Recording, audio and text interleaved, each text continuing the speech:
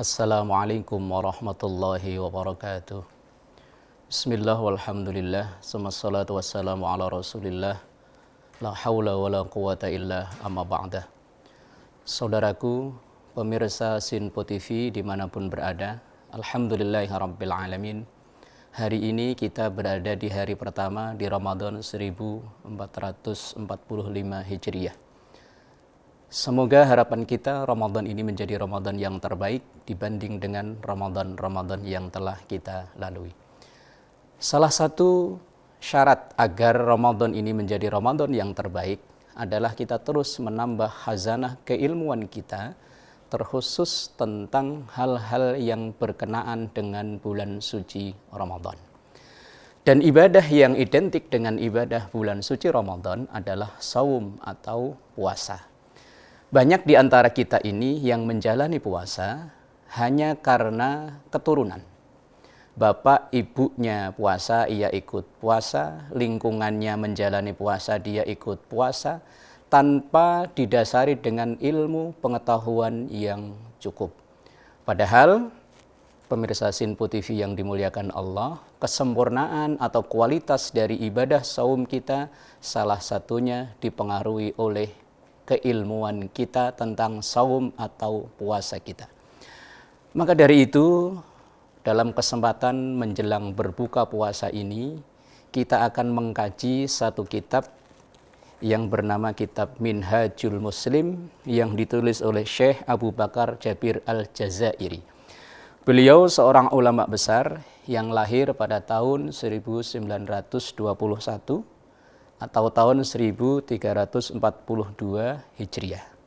Dan beliau wafat di tanggal 15 Agustus 2018 atau tanggal 3 Zulhijjah 1439 Hijriah dalam usia 97 tahun.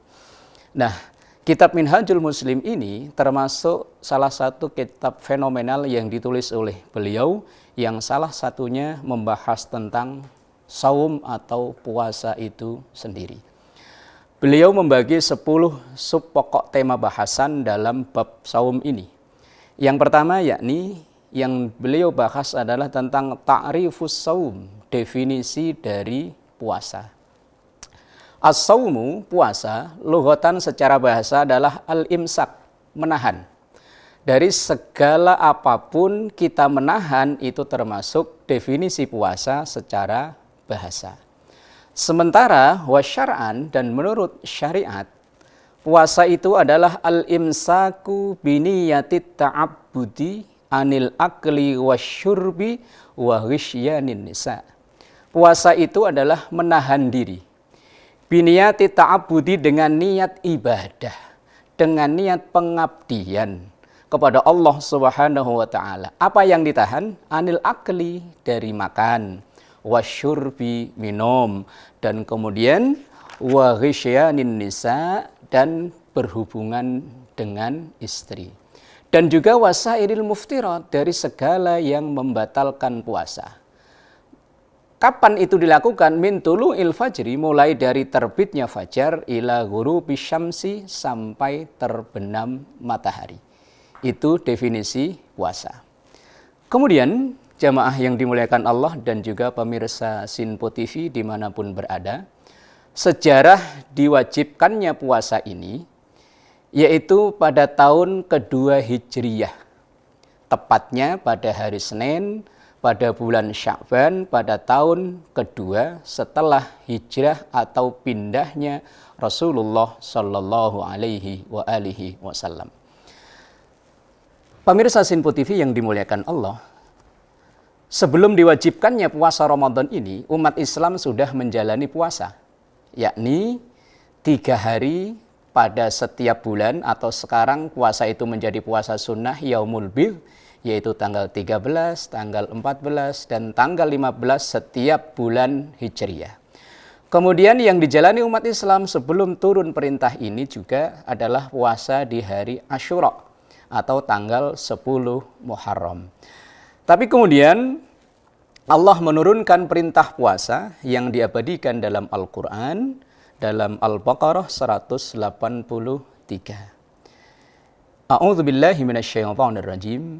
Ya ayyuhalladzina amanu kutiba alaikumusiyam kama kutiba alal ladzina min qablikum la'allakum tattaqun.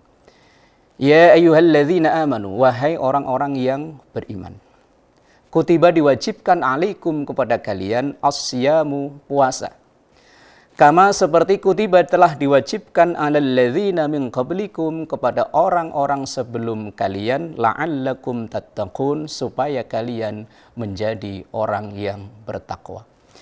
Dalam ayat ini bisa kita pahami bahwa diwajibkan kepada kita menjalani puasa bukan hanya kita saja, tapi umat-umat yang terdahulu, umat-umat sebelum umat Nabi Muhammad pun ada perintah puasa.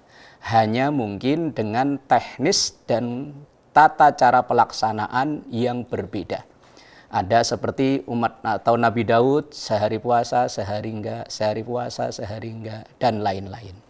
Dan juga di awal puasa ini, ketika diwajibkan, umat Islam banyak yang salah sangka, dikirainnya puasa itu hanya buka saat berbuka puasa, nanti setelah itu berpuasa lagi sampai datangnya waktu sahur.